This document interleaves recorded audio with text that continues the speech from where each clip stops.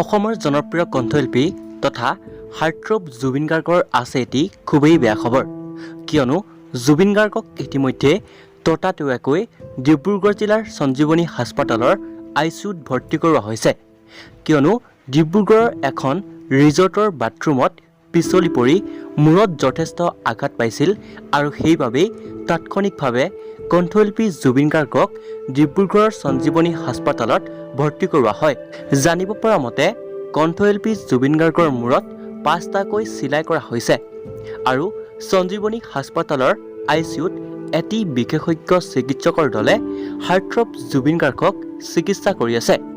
আৰু এই চেগতে আমিও মৰমৰ শিল্পীগৰাকীৰ আশুআৰোগ্য কামনা কৰিছোঁ আৰু আপোনালোকেও যিমান পাৰে নেদেখাজনৰ ওচৰত প্ৰাৰ্থনা কৰিব যাতে প্ৰিয় শিল্পীগৰাকী যাতে অতি সোনকালেই সুস্থ হৈ উঠিব পাৰে।